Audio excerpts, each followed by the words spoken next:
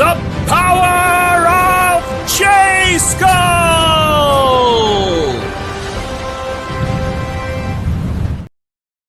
Welcome, guys. Yes, I'm sorry. Poor Jason's a bit put out because we have a brand new intro, as you can see. We've upped things up a little bit, and he doesn't get to say it at the beginning. But you know what? The episode is happening right now, and you never know what's going to happen by the time we finish. Maybe you'll get a chance. Guys, today... It's the Power of Jayskull! Okay, I did it. Yeah, it's a tick. It's a tick. Now, based on this thumbnail, Jason, why did you make me watch this episode? Why did you, not me, you, choose this as our episode from the original series to do? Well, it's a quite basic reason. It was the next one that aired. Yeah. That was it. This episode. It's an odd episode, right? It is. I think I put it best whenever I said it's a barely connected series of events that just happen, and it's bad. It is so bad. It is. I last night I was trying to go to sleep, and all I could see in my eyes was that shot that they used 100 times in the episode of the creepy Horak running down the hallway when it looked like a big tentacle thing. I honestly, this was the 5th episode, and it's so strange because there are quality episodes that air before this one, like Tila's Quest, Dragon Invasion, all of them quality, high quality episodes. And then you have the Curse of the Spellstone that honestly feels like the animators are practicing. And you know what's a shame? Because I don't mind the idea of having those fire people. No, they're cool. They're kind of cool, right? They're under development. Yeah, they're completely underdeveloped. Do they go to the Temple of the Fire people? And I'm like, I don't think we ever see them again, do we? We never do. I love how this ancient, powerful artifact is literally just sitting in a room. That they just open the door like, ha, there it is. There's the Spellstone. Can't believe it was just sitting here the whole time. Really, what the hell, Beast Man? I know. When they told me it was here, I was like, are there guards? No guards? What does that mean? Like, I don't want to be offensive here, but Evil-Lyn, who's known as being just she is the queen of deception, right? Feels like she just took her makeup off and put a hood on for the old woman. Pretty much. She didn't really change her face at all, did she? It's basically that scene in Thor Ragnarok whenever he says, look, we can put these on and no one will recognize us. Like, well, what if I do this? Now no one will recognize us. Exactly. But the fact that she tricks them into giving him, I'm all Team Eternia here, man. Like, I believe in that royal kingdom. I do. I support it. Someone's going to get them better advisors here, right? Like, I loved how the entire plan was find the dumbest villagers possible. Tell them to bring you this ancient, horrible thing that they used to punish prisoners with, and then trick them into giving it to you. By saying, yes, King Randor is just a big jerk. Give me the big slimy thing. That's right. Then of course, it's like, no, that's not an old woman. That's Evil-Lyn. And she's like, you're right. It's Evil-Lyn. Give that to me anyway. Okay. Couldn't she have just walked up and said, hey, I'm Evil-Lyn, and if you don't give me that, I'm going to kill you. There you go. Thank you. Didn't have to dress up like an old woman. Now I'm going to show you mercy. Can I just say... I hope Randor punished those villagers. This episode almost made my favorite character not be my favorite character anymore. Holy moly, he was so lame. Stratos was so lame in this episode. This episode was cringy. I'm like, what did I like this dude for? He-Man was the meat in a lame sandwich between Ram Man and Stratos.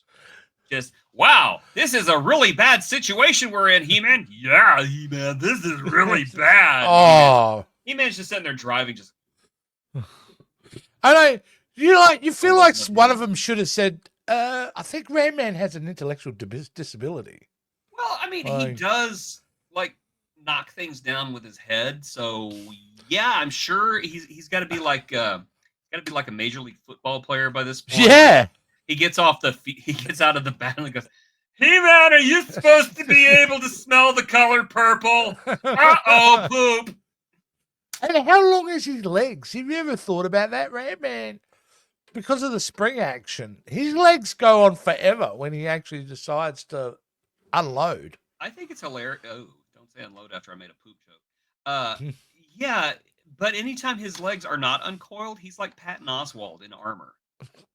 I think, okay, if they have with not the 5% of Patton Oswalt's intellect. Yeah. If they have not cast Patton Oswalt as Ram-Man for the movie, I'm going to be so disappointed. But then you've got to change him. You want me to do what, He-Man? You want me to... I'm supposed to run and put my head through that brick wall. You are the world's most powerful man. You put your head through the brick wall. I'm going to be over here. That's not a bad... It's not a bad impression at all. We deserve Star Trek Doug. Star Trek Doug, yeah. After credit scene is still the funniest moment I think that whole show's ever produced. That interaction between episode good.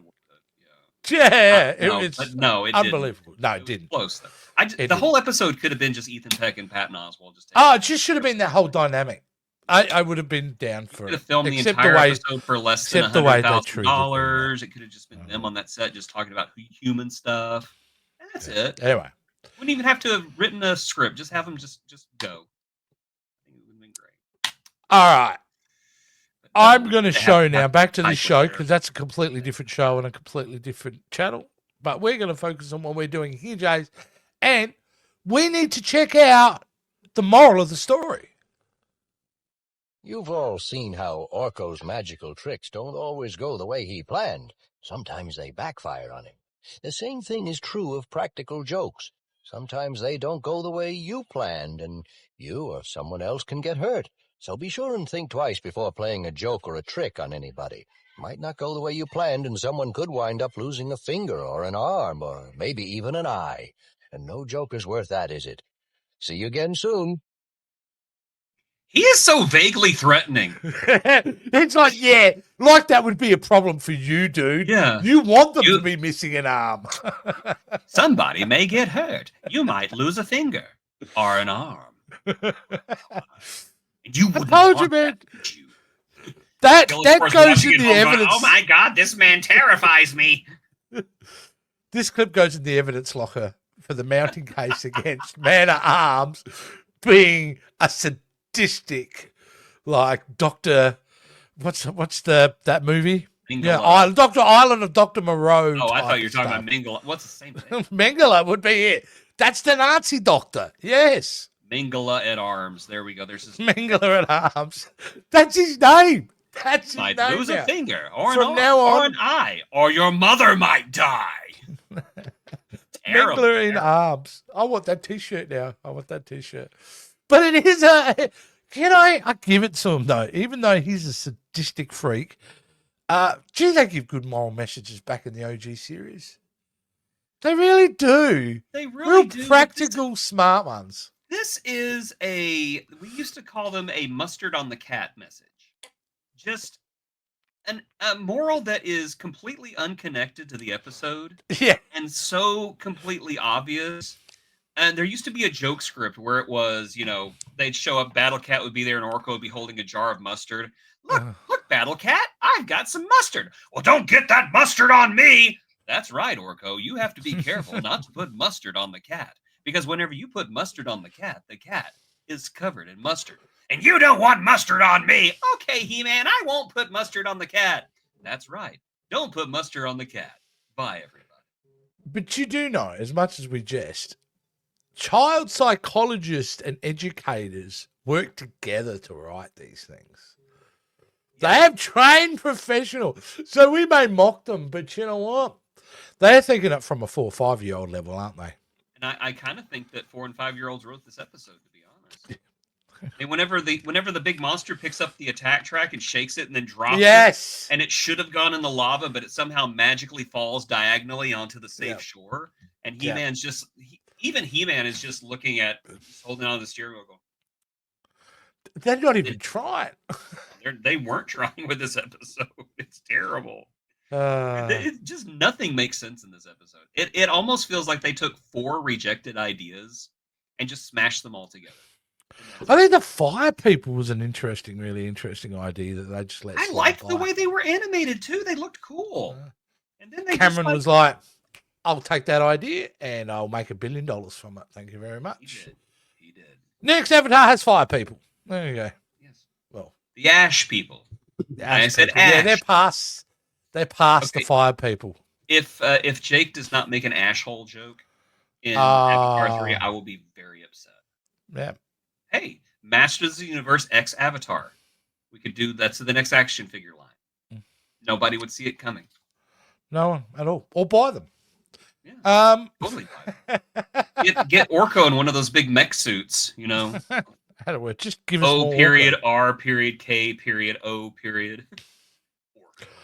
Yeah, you're right. This has nothing to do with it. I'm trying to process the message. Going, well, Orko's magical tricks. Nobody gets tricked. The only people that get tricked are the Eternians, I suppose, by Evil-Lyn's thing. But even then, It's not a practical joke. Evil-Lyn fooled people, and people don't like it when you fool them.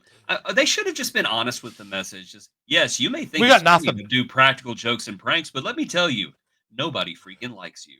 Everyone hates you. No one likes your social media channel. Everyone's hoping for your downfall, and they hope that you lose a finger or an arm or an eye. I know I am. That sounds like most of my reactions on my YouTube channel. No, it's not true. Sorry, I shouldn't have left those comments. They were Yeah, really shouldn't have mean. left those comments there. All right. Well, this is a episode. It So is let's an just leave it episode, at that. yes. It's an episode. It is not one I will ever watch for the rest of my life, unless you force me to again. This is probably the worst episode of the original run that I've seen. I mean, it's In a while, bad. yeah. It's just bad. It is just bad. There's just Even- no effort. It doesn't even have any of the charm. It's almost like I said, it's like they took 4 episodes, chopped them up, and put the highlights together. Like Just everybody comes off stupid. Everybody in this episode comes off stupid. No one really makes. As I said, He-Man's like the one character. He-Man's the only one in the character who's trying to be smart. Because he's like, no, wait, we're the good guys. Will you please just listen to me? Christ, what is growing on the palace now? I want that episode. I want an episode where He-Man's just had enough of everything. And he's just sitting there trying to deal with anything. And Skeletor shows, He-Man, I don't have time for this. Oh, God. Okay, we'll be back. He-Man has had enough.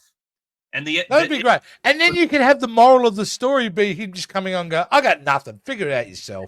Sitting there going, Christ, what do you want from me now? A moral? Okay, here's the moral. Use your damn brain, okay? Yes, He-Man says damn now. Yep. And as you're walking off screen, oh God. Walking off screen, we just hear expletive bleeps as he walks off the set. We don't have to hear the words, we just hear the beep, beep, beep, beep. He's had it. You see the sorceress. I'll be in my trailer. Drinking coffee, going, "Must be a Thursday." Diva. Well, that's it for this episode. Jason, I'm going to put you on the spot. Where are you taking me next time on this show called The Power of Jayskull? Okay, it could be worse. I could be taking you to the New Adventures again, but You I'm better not not doing be. that. Actually, I'm taking you to the New Adventures. Oh, no. Where are we at? Where are we at with this one? And not only is this an episode of the New Adventures, but it's got the dumbest title I've ever seen. Oh, cool. Okay. It is called, let's see, let me scroll down here and find it. It is called The Pen is Mightier Than the Sword. Or is it?